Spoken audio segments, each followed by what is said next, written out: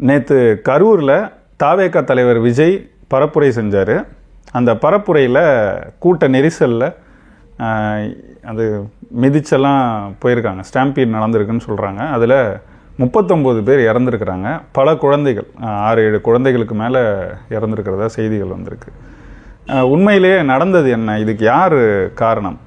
விஜய் தரப்பா அல்லது அரசு தரப்பா? சரியான பாதுகாப்பெல்லாம் கொடுத்து இதை கட்டுப்படுத்தாத அரசின் பொறுப்பா அல்லது நிகழ்ச்சியை நடத்தின விஜயோட தரப்பா? இது 2 தரப்புல இருந்தும் பல செய்திகள் வருது. இப்போ இவ்வளவு பேர் இறந்துருக்கும் போது இதை வச்சு அரசியல் செய்யலாமா அப்படின்னா நடக்குது அரசியல். அந்த அரசியலை செய்யறது யாரு? இந்த கேவலமான அரசியலை இந்த காலகட்டத்தில் இந்த நேரத்தில் செய்துக்கிட்டு இருக்கிறது யாரு?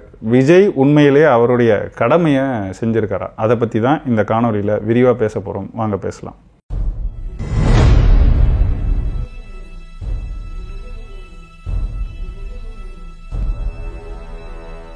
அனைவருக்கும் வணக்கம். எல்லாரும் பார்த்தோம், 39 பேர் இறந்துருக்காங்கன்னு உறுதிப்பட செய்திகள் வருது. 40 தாண்டுங்கிறது தான் சொல்கிறாங்க. கிட்டத்தட்ட இன்னும் 50 பேருக்கும் மேலே சிகிச்சையில் இருக்காங்க. அதில் முதல்வர் சொன்னதை வச்சு பார்க்கும்போது இன்னொரு 17 பேர் என்னவோ தீவிர சிகிச்சையில் இருக்காங்க. அப்போ இந்த நிலை ஏன் ஏற்பட்டுச்சு? ரொம்ப துயர். இது மாதிரி இது வரைக்கும் நடந்திருக்கான்னா தமிழ்நாட்டின் வரலாறில் பார்த்தா இதுக்கு முன்னாடி கும்பகோணம் மகாமகம் தான் எல்லாருக்கும் தெரியும். அம்மையார் ஜெயலலிதா சார்ந்தது அது. அதில் எவ்வளோ பேர் இறந்தாங்கன்னா இதை விட அதிகம்தான். அது 80 பேருக்கு மேலேன்னு நினைக்கிறேன் இறந்த இது. அதுக்கு பிறகு இவ்வளவு காலம் கழித்து இப்போ தான் இந்த மாதிரி ஒரு கொடுமையான ஒரு நிகழ்வு நடந்திருக்கு. இது தமிழ்நாட்டிலே கூட இதுக்கு முன்னாடி எப்போ நடந்துச்சுன்னா இந்த ஏர் ஷோ நடத்தினாங்க. ஒன்றிய அரசு சார்ந்த இதுதான், ஆனால் நிகழ்ச்சி நடத்தினது மாநில அரசு. அதை சரியாக முறைப்படுத்தாதனால அங்கே ஒரு 5 பேருக்கு செத்து போனாங்க. இன்றைக்கி வரைக்கும் அதுக்கு பெரிய நடவடிக்கையெல்லாம் எடுத்தது போல் தெரியல.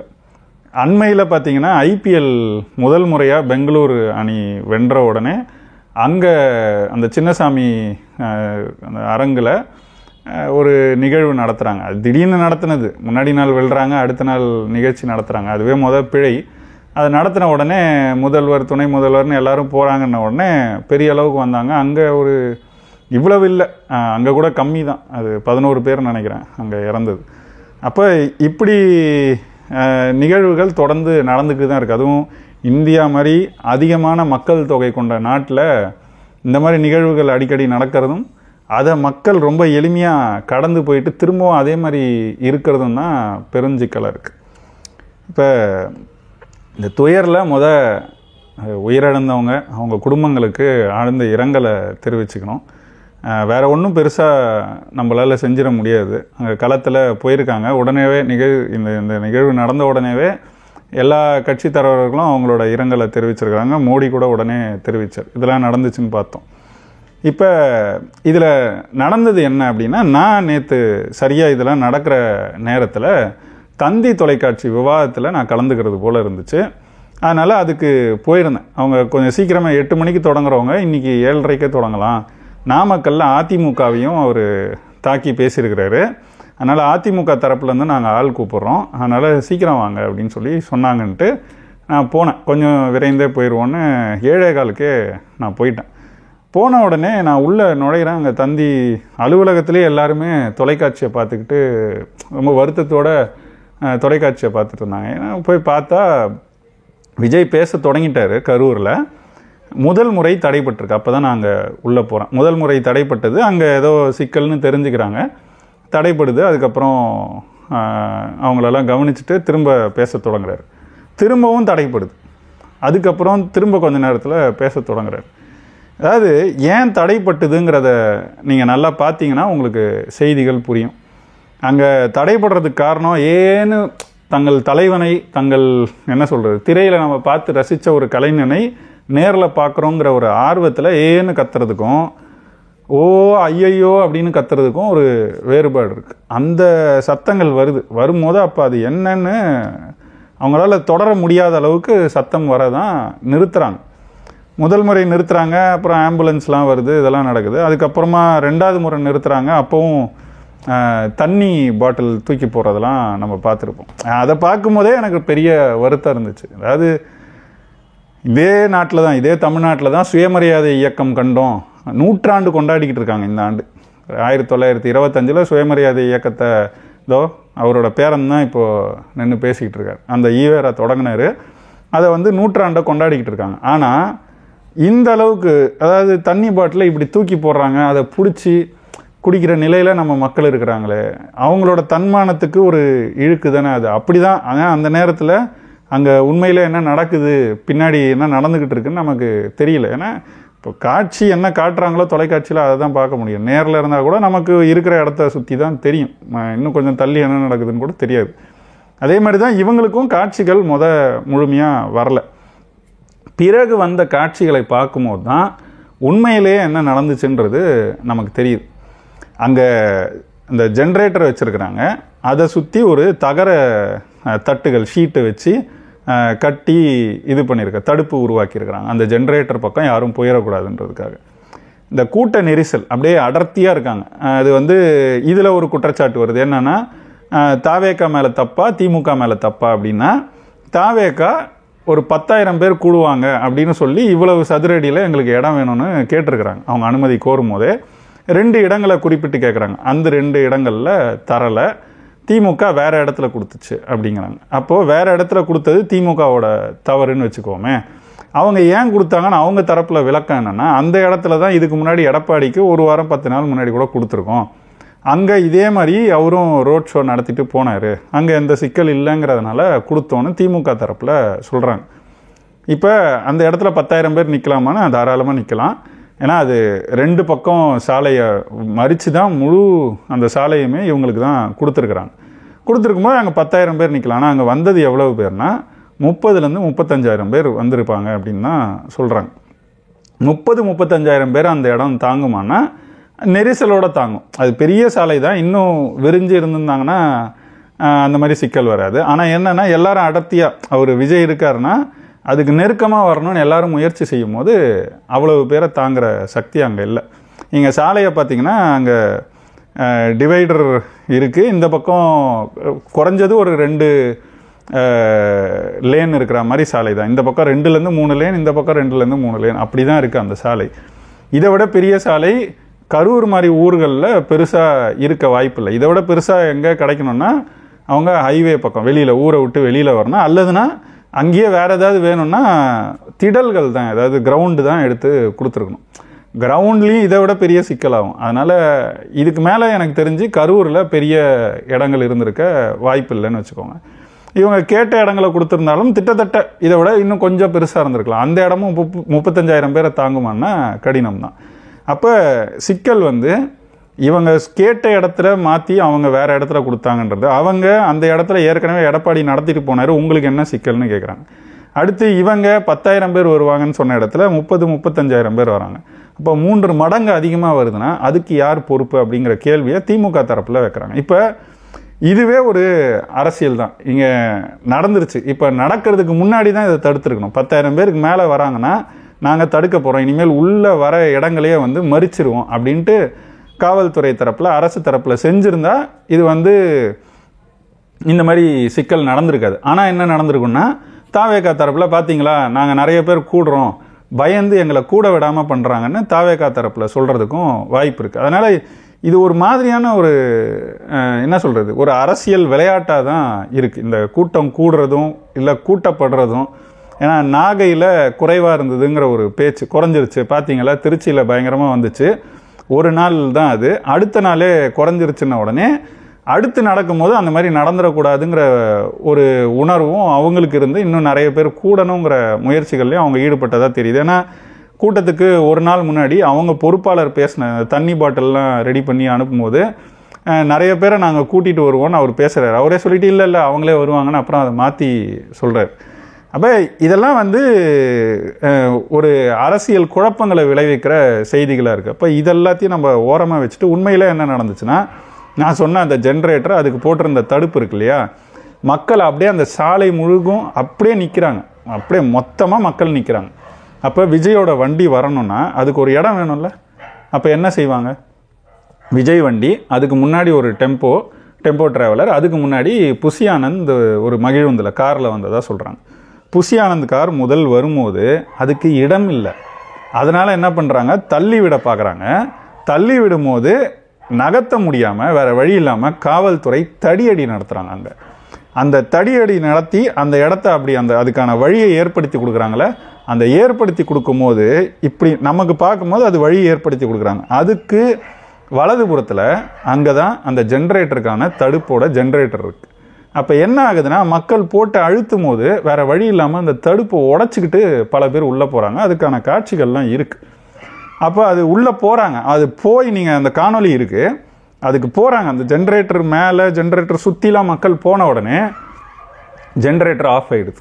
நீங்கள் பார்த்தீங்கன்னா சட்டுன்னு அந்த இடத்துல விளக்குகள் அணையிறத நீங்கள் பார்க்க முடியும். அப்போ இது நடக்குது. இதுக்கு பிறகு அவ்வளவுதான், கட்டுக்கடங்காமல் அழுத்திட்டு வராங்கன்னும் போது அப்படியே தள்ளிக்கிட்டு நம்மளை, இப்போ தடுப்புங்கிறது கட்டை போட்டிருப்பாங்க, அதுக்கு மேலே ஷீட்டை வச்சு மூடியிருப்பாங்க. இப்போ அந்த கட்டை போட்டிருக்காங்க, ஷீட்டை உடச்சிட்டாங்க. ஷீட்டை உடச்சா என்ன ஆகும்னு தெரியல, அது கூராக இருக்கும், கிழிச்சிடும். அப்போ அந்த இடத்துல விழறவங்களுக்கு அந்த மாதிரி காயங்கள் ஏற்பட்டிருக்கலாம், சிராய்ப்புகள் ஏற்பட்டிருக்கலாம். அதை தாண்டி என்ன நடக்கும், இன்னும் நிறைய பேர் வருமோ அது மொத்தமாக ஏறி தள்ளிட்டு போகிறாங்கன்னும் போது இந்த கட்டைகள்லாம் இருக்குது, கட்டப்பட்டு இருக்குது. அப்போ அந்த கட்டைகளை தாண்டி போக முடிஞ்சவன் தாண்டி போயிடுவான், முடியாதவன் என்ன ஆகும், பெண்கள் என்ன ஆவாங்க, குழந்தைகள் என்ன ஆவாங்க. அதுதான் நேற்று நடந்திருக்கு. விழறாங்க, விழுந்த இடத்துல அதுக்கு, அதாவது விழுந்த உடனே அதை அந்த இடத்துல சுதாரிக்கிறதுக்கெலாம் நேரம் இல்லை. நம்மளை காப்பாற்றிக்கணும்னா ஓடணும்னு உடனே அப்படியே விழுந்தவங்கள தூக்கி விடுறதுக்கெலாம் அங்கே நேரம் இல்லாமல் அப்படியே மேலே ஏறி ஓடுறாங்க. நான் தந்தி தொலைக்காட்சியில் உட்காந்துக்கிட்டு இருக்கோம், அப்போவே செய்திகள் வருது. அங்கே களத்துலேருந்து ஒரு செய்தியாளர் ரிப்போர்ட் பண்ணது, தந்தி அந்த நேரத்தில் லைவை பார்த்தீங்கன்னா தெரியும். அதில் சொல்கிறார் அவர், நான் பேசினேன், அவங்க அப்படியே ஏறி தான் ஓட முடிஞ்சுது, அப்படி இல்லைன்னா எங்களையும் காப்பாற்றிக்க முடியாதுன்னு அங்கே சொன்னாங்க, அப்படி தான் அங்கே நிலைமை இருக்குது அப்படின்னு அவர் அங்கேருந்து, இது நடக்கும்போது அங்கேருந்து ரிப்போர்ட் பண்ணுறாங்க. அப்போ அந்த மாதிரி பல பேர் மேலே ஏறி போயிருக்கிறாங்க. அது ஸ்டாம்பீட்னே அப்போ வரைக்கும் உறுதிப்பட எந்த செய்தியும் வரல. என்னவோ நடந்திருக்கு, பல பேர் மயக்கம், அவங்களெல்லாம் தூக்கிட்டு போயிருக்காங்க, அவ்வளவுதான் செய்தி. அப்போ நான் உள்ளே போய் அங்கே உட்கார்றேன், பேசுகிறதுக்கு தொடங்க போகிறோம் அப்படின்ட்டு உட்காரும் போதே அங்கே 10 பேர் வரைக்கும் கூட்டிகிட்டு போயிருக்காங்க அப்படின்னு சொல்கிறாங்க. மயக்க நிலையில் கூட்டிகிட்டு போயிருக்காங்கன்றது தான் செய்தி. அதுக்கப்புறம் பார்த்தா இன்னும் செய்திகள் வந்துக்கிட்டே இருக்குது. 20 பேர் 30 பேர். முதல்ல அங்கே எப்பயோ செய்தி வந்துருச்சு, முதல் ஒரு நபர் பலி, அவர் ஒரு ஆட்டோ ஓட்டுறவர் அப்படின்னு சொன்னாங்க. அடுத்தது பார்த்திங்கன்னா 2 குழந்தைகள் இறந்துட்டாங்கன்ற செய்தி வந்த உடனே அதுக்கு பிறகு விவாதத்தை நடத்த முடியாது. இப்போ இறப்பு நடந்திருக்கும் போது அதை தான் பார்க்க முடியும். அந்த நேரத்தில் உட்காந்து அதை பற்றி விவாதிக்க முடியாதுங்கிறதுக்காக விவாதம் ரத்து செய்யப்படுது. அவர் நெறியாளரும் அவங்களோட தலைமை ஆசிரியரோ இல்லை பொறுப்பாளர் அவரை கூட்டிகிட்டு வந்து எங்ககிட்ட வருத்தம் சொல்லி அனுப்புனேன். அதெல்லாம் என்னங்க இருக்குது, பரவாயில்ல, இதுதான் முக்கியம், அதை பார்ப்போம் அப்படின்ட்டு எல்லாருமே ஒரு வருத்தத்தோடு வரோம். அங்கேயும் சில பேச்சுகள் நடந்துச்சு. இந்த விஜய் ரசிகர்கள் அவங்க ரசிக மனப்பான்மை எப்படி இருக்குன்னு அது வேணாம், அது விடுவோம், அதை நான் கடந்து போகிறேன். எல்லோரும் பொதுவில் பார்த்த செய்திகளை மட்டும் பேசுவோம். இப்போ இது நடக்குது. இது நடந்ததுக்கான காரணம் இந்த ஸ்டாம்பீடு மொத்தமும் அந்த ஜென்ரேட்டரை அதை சுற்றி இருந்த பகுதியில் தான் நடந்திருக்கு. அப்போ நடந்தது இதுதானும் போது தாவேகா தரப்புலேருந்து அந்த இடத்துல யார் அவங்க பொறுப்பாளர்கள் இருந்தாங்க அப்படின்ற கேள்விக்கு நமக்கு இது வரைக்கும் பதில் இல்லை. ஏன்னா அங்கே யாரும் நின்று தடுக்கவில்லை. நம்மளும் கூட்டங்கள்லாம் நடத்துகிறோம், நாம் தமிழர் கட்சி சார்பாக நடத்துகிற கூட்டங்களில் நம்மளும் ஒழுங்கமைப்பெல்லாம் செஞ்சுருக்கோம். குறிப்பாக சொல்லணுன்னா ஒரு நிகழ்வை சொல்ல முடியும். 2022 நவம்பர் 1 தமிழ்நாடு நாள் நிகழ்வு பெரிய அளவில் நம்ம செஞ்சோம். அப்போ தான் இந்தியை திரும்ப திணிக்கிற வேலைகளை செய்யும் போது, அப்போ இந்தி திணிப்புக்கு எதிராகவும் நம்மளோட மாநில உரிமைகள் சார்ந்து பேசணுன்னா அந்த தமிழ்நாடு நாளை பெரிய அளவுக்கு எடுக்கணும்னு அண்ணா முடிவு பண்ணுறாரு. பேரணி மற்றும் பொதுக்கூட்டம் தான் அது. பேரணிக்கு எவ்வளவோ பெரிய சாலைகள் இருந்து கேட்கும் போது அவங்க தரலை. எங்கே கொடுத்தாங்கன்னா எழும்பூரில் இருக்கிற ராஜரத்ன திடல் அங்கேருந்து தொடங்குற மாதிரியும் அதை ஒட்டுனா மாதிரி ஒரு ரோடு. உண்மையிலே சொல்லணுன்னா, ரொம்ப எளிமையாக அதை நேரடியாக சொல்லணுன்னா, அது ஒரு மூத்திர சந்து. அது வழியாக தான் போனேன். பல பேரணிகள் அப்படி தான் போயிருக்காங்க. ஆம்ஸ்ட்ராங் அவர்கள் இறந்த பிறகு அதுக்கு ஒரு பேரணி நடத்துனாங்க, ரஞ்சித் எல்லாம் சேர்ந்து. அதுவும் அந்த சாலையில் தான் போச்சு. அந்த சாலையை தான் கொடுத்தாங்க. எங்களுக்கு கொடுத்தது நவம்பர் மாதம், கடுமையான மழை. அன்னைக்கு இருக்கிறதுலையே பயங்கர மழை. அதாவது அந்த கூட்டம் நடக்காதுங்கிற அளவுக்கு மழை பெஞ்சிக்கிட்டு இருக்கு. 1 மணிக்கெல்லாம் நம்ம 3 மணிக்கு பேரணியை தொடங்குறோம். அப்படி இருக்கும்போது அந்த இடத்துல பேரணி நடக்குதா இல்லையாங்கிறதே கிட்டத்தட்ட 2 மணிக்கெலாம் பேசிக்கிட்டு இருக்கோம். அப்போ அந்த சாலை வரை அந்த மூத்திர சந்துன்னு நான் சொல்லும் போது உங்களுக்கு புரியும், பக்கத்தில் கூவாறு ஓடுது. அப்போ அந்த சாலையில் முழுக்க தண்ணி ரொம்ப இருக்குது. முன்னாடியே நாங்கள்லாம் ஒரு வாரம் முன்னாடியே அந்த இடத்த போய் பார்க்கும்போது அந்த சாலைக்குள்ளே வர்ற இடத்துலையே வலதுபுறத்தில் ஒரு பெரிய பள்ளம்னா ஒரு ஆள் உள்ளே போகலாம், என் அளவுக்கு ஒரு 6 அடி ஆள் கூட உள்ளே போகலாம், அந்த அளவுக்கு ஒரு பள்ளம். இவ்வளவு பெரிய பள்ளம், அது பெரிய திறப்பு ஓப்பனிங் இருக்குது, அதில் தொப்புன்னு விழுந்துருவீங்க. அப்போது தண்ணி நிரம்பி இருக்கும்போது அந்த இடம் தெரியுமா? அப்போ இதை ஏதாவது செய்து கொடுங்கன்னு கேட்குறோம். செய்கிறோன்ட்டு என்ன பண்ணாங்க, ஒரு சிமெண்ட் ஸ்லாபை கொண்டு வந்து முழுக்க கூட மூடலை, பாதி மூடின அளவில் வச்சுட்டு போயிட்டாங்க. முழுக்க தண்ணி நிரம்பி இருக்கும்போது எப்படி இருக்குன்னு பார்த்துக்கோங்க. அந்த இடம் திரும்பும் போதெல்லாம் எங்களுக்கு தான் தெரியும் எப்படி உயிரை பிடிச்சிக்கிட்டு அன்றைக்கெல்லாம் அவ்வளவு கத்தி ஒரு 2-3 தம்பிகள் உறுதுணையாக அன்றைக்கி நின்னாங்க. தம்பி சல்மான், கோபியெல்லாம் எனக்கு அப்போ பெரிய அளவுக்கு உறுதுணையாக நின்னாங்க. அதெல்லாம் நின்று கட்டுப்படுத்திலாம் இளைஞர் பாசறை முழுக்கவுமே அந்த ஒழுங்கமைப்புக்கு உதவி செஞ்சாங்க. அவங்கள வச்சு தான் அங்கே கொஞ்சம் தடுத்து இந்த பக்கம் வர்றது. அப்போ நான் கத்துனதே எனக்கு நினைவு இருக்குது. கோபி சல்மான்னு கத்திட்டு இந்த இடத்துல கவனமாக வரணும், அவங்க வராங்க, நிறைய பேர் அந்த பக்கம் போகிறாங்க, அவங்களெல்லாம் தள்ளி இந்த பக்கம் அனுப்பணும், இல்லைனா ஸ்டாம்பீடு நடந்துடும் தம்பி, விழுந்துருவாங்க தம்பி, இப்போ அந்த பொத்துக்குள்ளே போயிடுவாங்க தம்பி அப்படின்னு கத்தின உடனே அதெல்லாம் ஒழுங்கமைச்சிட்டே அப்படியே வரும். அவ்வளவு மழையில் அவ்வளவு நெரிசலான ஒரு இடத்துல நடந்த ஒரு நிகழ்வு இது நடக்கும். அப்போ அந்த இடத்துல யார் இருக்கணும், காவல்துறை பார்த்துக்குவாங்க, நாங்கள் பாட்டு நடந்து போயிருந்தால் என்ன நடந்திருக்கும்? கட்டாயம் அன்றைக்கி ஒரு அசம்பாவிதம் நடந்திருக்கும். அப்போது நிகழ்ச்சியை நடத்துகிறோங்கிற வகையில் நமக்கு அந்த பொறுப்புணர்வு கட்டாயம் உண்டு. அதை விஜய் கட்சிக்காரங்க அன்றைக்கி நேற்று பெருசாக இந்த இடத்துல செய்யலைங்கிறத தான் நம்ம பார்க்குறோம். இது ரொம்ப ரொம்ப அடிப்படை நியாயமான விமர்சனம். இதில் அரசியல் ஒரு இம்மி அளவும் கிடையாது. இதில் அரசியலுக்கு ஒன்றும் இல்லை, புரிஞ்சுக்கணும். அவங்க இப்போ தான் களத்துக்கு வந்திருக்கிறாங்க, நிறையா கூட்டங்கள் ஒன்றும் அவங்க நடத்தலை, அவங்களுக்கு தெரியாது. இதைத்தான் சொல்கிறேன், அரசியல் படுத்தப்படணும்னா அவங்க தலைவரே அரசியல் படுத்தப்படலை. அதனால தான் இதெல்லாம் இந்த மாதிரி ஒரு பெரிய அளவில் நடந்திருக்கு. இப்போ இது என்னன்னா, இது இந்த மாதிரி நடந்துருச்சு. அப்போது காவல்துறை மேலே தவறானா, காவல்துறை 350 பேர் இருந்ததாக சொல்கிறாங்க. ஒரு சின்ன ரோடுங்க, அந்த ரோட்டில் இவ்வளவு பேர் கூடுறாங்கன்னா அங்கே காவல்துறை நிற்கணும்னா 350 காவல்துறை இருக்கிறதே பெரிய படை தான். இதை விட பெருசாக என்ன, ஆயிரக்கணக்கில் காவல்துறையை கொண்டு வந்து இறக்குறதா? அப்போது நீங்கள் 2 பேர் வந்தீங்கன்னா இல்லை 3 பேர் வந்தீங்கன்னா ஒரு காவல்துறை உங்களுக்காக இருக்கணும்னா அந்த மாதிரிலாம் இங்கே செயல்பட முடியாது தான். அதுக்கு தான் கட்சிகள் ஒரு ஒழுங்கமைப்பை அவங்களுக்குள்ளே வச்சுக்கணும். அப்போ தான் இந்த மாதிரி சிக்கல்கள் பெருசாக வராது. இப்போ அதை நம்ம பார்க்குறோம், காவல்துறை அவங்களால இயன்றதை அங்கே செய்கிறாங்க, வேறு வழி இல்லை. அப்போ வண்டி வருது, வண்டிக்கு இவங்களா இடம் விட்டு இவங்க பொறுப்பாளர்களாக வழியை ஏற்படுத்தி கொடுத்தாங்கன்னா பிரச்சனையே இல்லை, வந்துட போகுது. இவங்க எதுவுமே செய்யாமல் நிற்கும் போது காவல்துறை உள்ளே தடியடி நடத்தி தான் இவங்களை அது விலக்கி வண்டி வரதுக்கே இடம் பண்ணி கொடுக்கணுன்னா எப்படி இருக்கும்னு பார்த்துக்கோங்க. அப்போ நடந்தது இதுதான். இது நடக்குது, ஐயோ அம்மானு கத்துறாங்க. அங்கேருந்து பார்க்குறாரு, பேச்சை நிறுத்திட்டு அதை சரி செய்கிறதுல முழுமையாக கவனம் செலுத்திருக்கணுமா? இவர் பாட்டு பேசிக்கிட்டு இருக்க, இவர் பேசுகிறத கேட்கணும், இன்னும் கிட்ட போயிடணும்னு இன்னும் நிறைய பேர் முயற்சி செய்யும் போது என்ன ஆகுது, இன்னும் நிறைய பேர் அந்த இடத்த தாண்டியும் போகிறாங்க. அப்போது இன்னும் நிறைய பேர் மிதிப்படுறாங்க.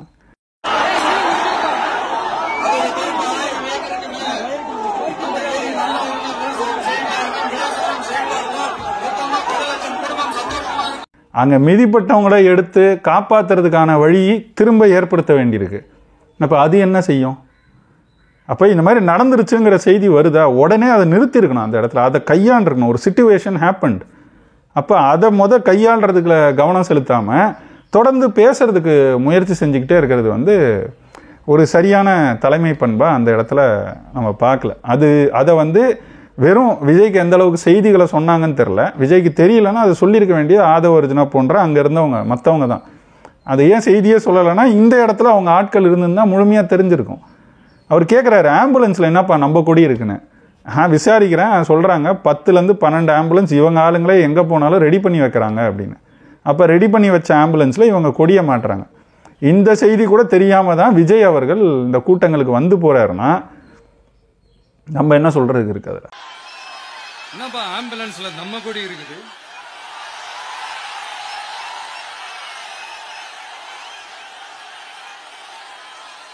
அடுத்தது இதில் திமுக ஒரு சதி செஞ்சிருக்கு.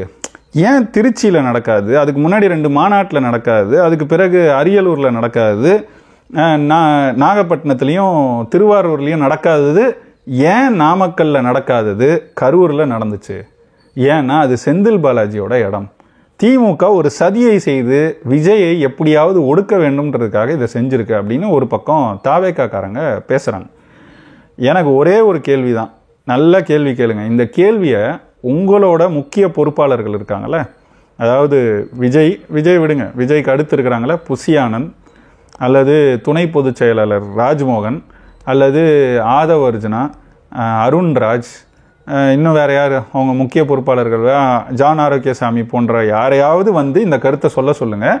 அந்த கருத்தை நம்ம ஏற்றுக்கலாம். காரணம் என்னென்னா, அவங்க எல்லாருமே இந்த நிகழ்வு நடந்த உடனே துயரம் தான் எதிர்கொள்ள வேண்டியது நம்ம கடமை. அப்போ அதுக்கு மக்களோட நின்று இருக்கணும், ஏதாவது செஞ்சுருக்கணும். இதை எதையுமே செய்யாமல் அவங்களாம் ஃபோனை சுவிட்ச் ஆஃப் பண்ணிவிட்டு பாதி பேர் தலைமறைவாயிருக்காங்க. அப்போ இதை எப்படி நம்ம பார்க்குறது? இப்போ இதுக்கு காரணம் செந்தில் பாலாஜியா அப்படின்னா, செந்தில் பாலாஜி அதுக்கு பிறகு அதில் அரசியல் செய்கிறதுக்கு பார்க்குறாரு, செய்கிறார். அதை நம்ம பார்க்குறோம் கண்கூட. ஏன் செந்தில் பாலாஜி என்ன ஸ்டாலினே செய்கிறாரு, எடப்பாடி செய்கிறாரு. ஏன்னா எல்லாரும் அவங்கவுங்க ஒவ்வொரு இடத்துல இருக்காங்க, எல்லாரும் அந்த இடத்துக்கு வராங்க. இதை நீங்கள் அப்படி பார்த்தீங்கன்னா எதை வச்சு இதை சொல்கிறாங்கன்னா, செந்தில் பாலாஜி 8 மணிக்கு நடக்குது, 8:15 செந்தில் பாலாஜி மருத்துவமனைக்கு வராரு அப்படிங்கிறாங்க. செந்தில் பாலாஜி கரூர் ஆள், அந்த லோக்கலில் கூட இருந்ததுனால வந்திருக்கலாம். நான் என்ன கேட்குறேன், செந்தில் பாலாஜி 8:15 வந்தார்ல, 8:30 கூட ஆகலை, 8:30க்குள்ளேயே எம்ஆர் விஜயபாஸ்கர் அங்கே வந்துட்டார். யார் அவர்? முன்னாள் அமைச்சர், அதிமுகக்காரர். அப்போ அதிமுகவும் அரசியல் செய்தா? அதிமுக தான் இதை தூண்டி விட்டுச்சா, இந்த இடத்துல செஞ்சிச்சுன்னு சொல்ல முடியுமா? அதாவது இந்த மாதிரி நிகழ்வுகள் இது ஒரு நேர்ச்சி, விபத்து, இது நடந்துருச்சு. நடந்த பிறகு அதை கையாளுறதுல அரசியல் செய்கிறாங்களான்னா திமுக 100 விழுக்காடு செய்யுது, அதிமுகவும் செய்யுது. நீங்கள் சொல்லுங்கள், அதை கூட ஏற்றுக்கலாம். அதில் குறிப்பாக எதை வச்சு சொல்கிறேன்னா, செந்தில் பாலாஜி செஞ்சது கூட பரவாயில்ல, மக்களோட வந்து நிற்கிறாரு அப்படின்னு நம்மளால் பார்க்க முடியுது. அன்பில் மகேஷ் பொய்யாமொழிலாம் வந்து ஒரு நடிப்பை போட்டு, ஐயோ, இதெல்லாம் பார்க்கும்போது அருவருப்பாக இருக்குது. இதுதான் அருவருப்பான அரசியல். நீங்கள் அதை சொல்லுங்கள், உங்களோட சேர்ந்து நின்று அதை குறை சொல்லலாம் நம்ம. ஆனால் இதை செஞ்சதே செந்தில் பாலாஜி தான், திமுக கொலை பண்ணிருச்சு அப்படின்னு பேசுறது வந்து உண்மையிலேயே இங்கே பாதிக்கப்பட்ட மக்கள் இருக்காங்கள்ல, அவங்களோட சேர்ந்து மிதிப்பட்டு இன்றைக்கி உயிர் பிழைச்சி வராங்கள்ல, அந்த இடத்த சுற்றி நின்னாங்களே, அவங்களாம் பேசுகிறாங்க, கேளுங்க. அவங்க பேச்செல்லாம் கேட்டிங்கன்னா கட்டாயம் அப்படி பேச மாட்டீங்க. ஏன்னா அவங்க யாருமே இது யாரோ ஒருத்தர் வந்து செஞ்சதுன்னெலாம் சொல்லலை. அங்கே நடந்துச்சு, இது தடுப்பு இருந்துச்சு, அதை தாண்டி போனாங்க, விஜயை பார்க்கணுங்கிறதுக்காக இப்படி வந்து பண்ணிட்டாங்க, குழந்தைங்களை கூட்டிகிட்டு வராதிங்கன்னு பல முறை சொன்ன பிறகும் கூட்டிகிட்டு வந்தாங்க. இதுதான் அவங்களாம் சொல்கிறது.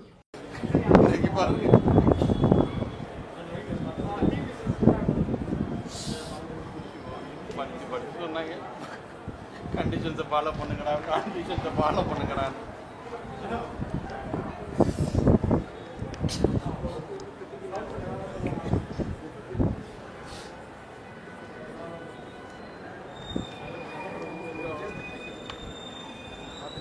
இப்போ அதோட நின்னா சரி.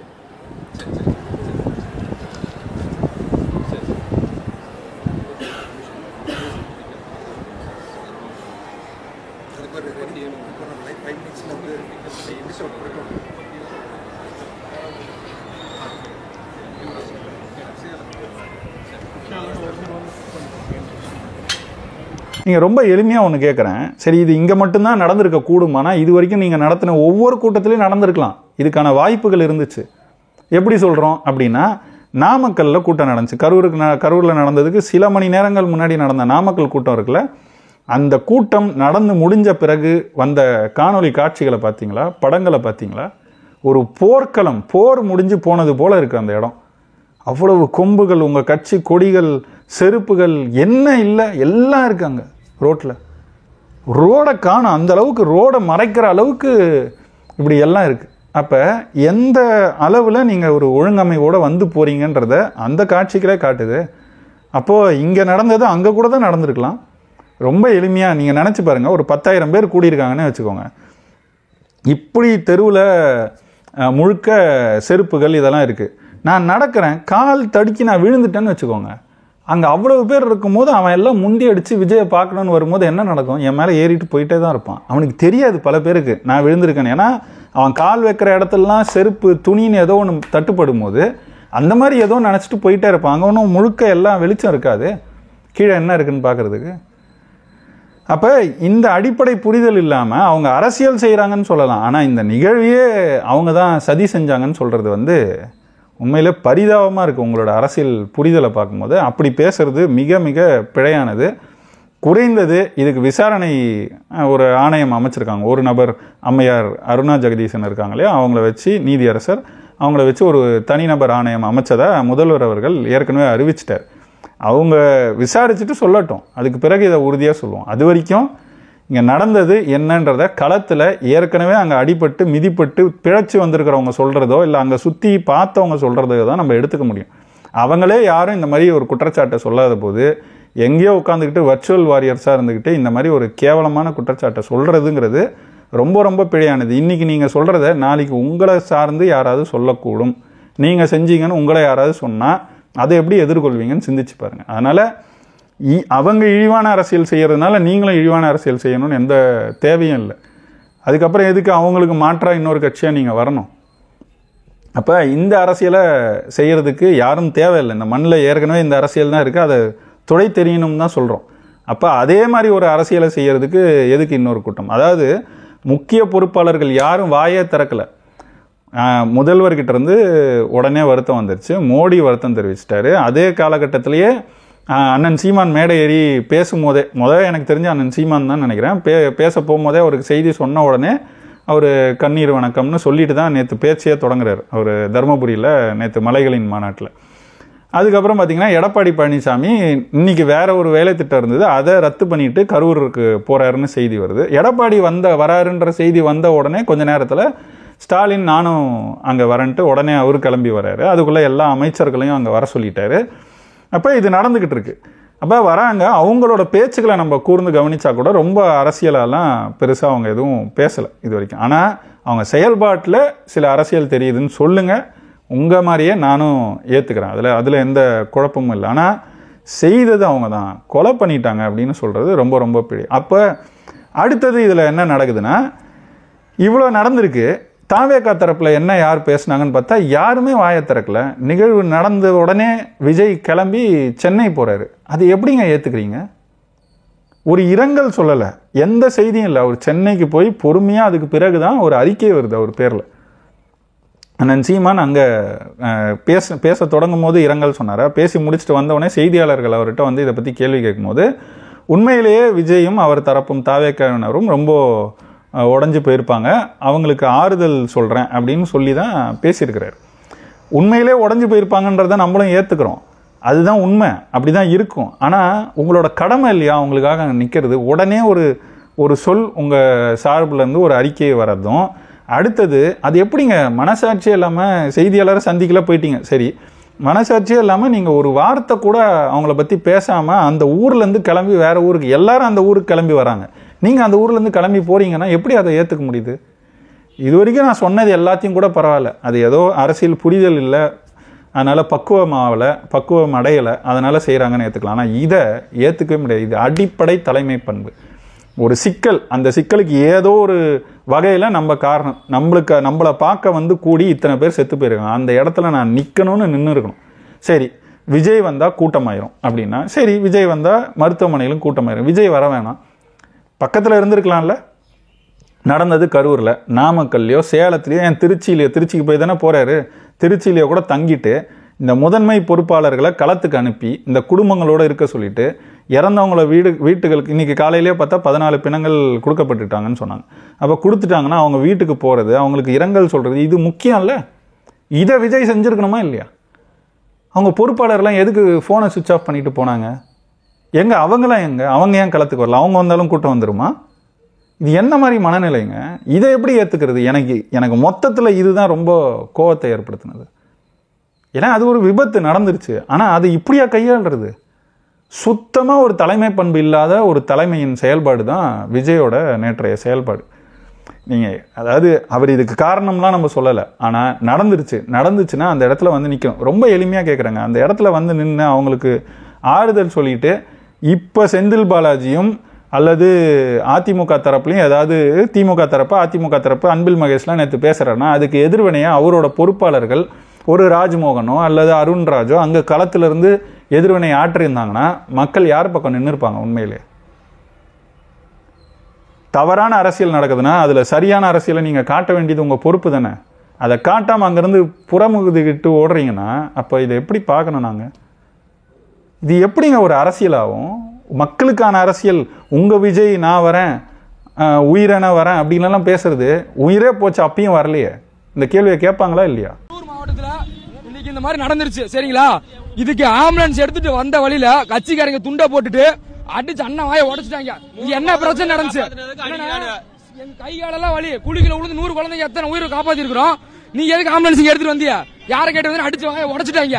எதுக்கு அடிச்சு உடைச்சாங்க? யார் அடிச்சதுன்னு எங்களுக்கு இது வந்து எங்க அண்ணனுக்கு வந்து நீதி கிடைச்சாகணும். இதெல்லாம் நம்ம பார்க்கும்போது ரொம்ப துயராக இருக்குது. அண்ணன் சீமான் நேற்று இரவே உடனே கரூருக்கு போயிட்டார். அவர் தருமபுரியில் இருக்கார். தருமபுரியிலேருந்து சென்னை இன்னைக்கு தங்கிட்டு இன்றைக்கி காலையில் சென்னை வரதா திட்டம்.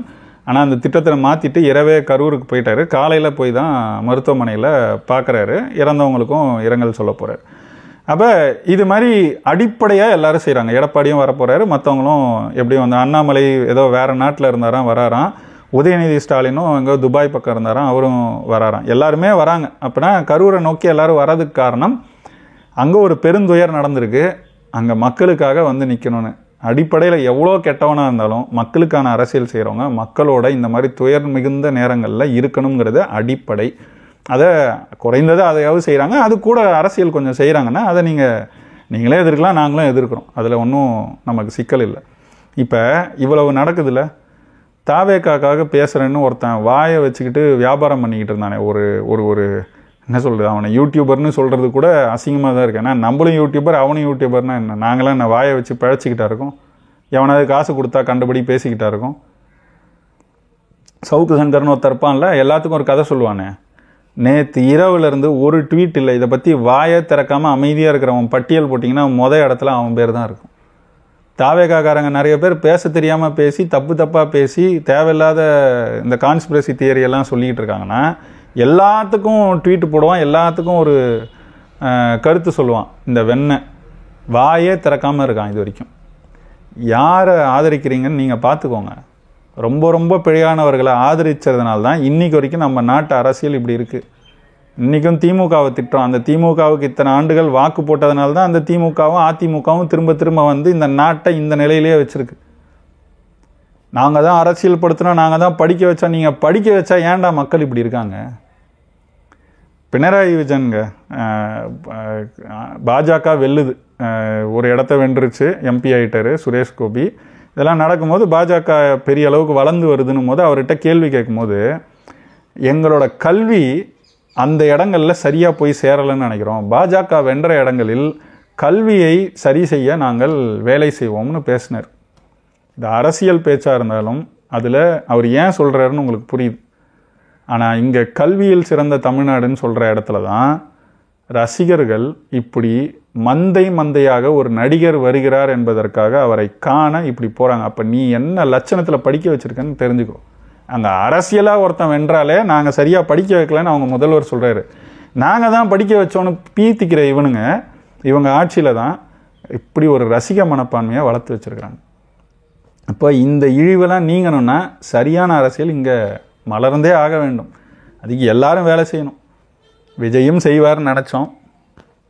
கிஞ்சித்தும் கொஞ்சோண்டு கூட அரசியல் புரிதல் தாவேக்காவினருக்கு இல்லை, விஜய்க்கே இல்லைங்கிறது தான் இந்த நிகழ்வும் இந்த நிகழ்வை எப்படி கையாண்டாங்கன்றதும் காட்டுது. தலைமை பண்புன்றது சுத்தமாக இல்லாதவர் தான் விஜய்.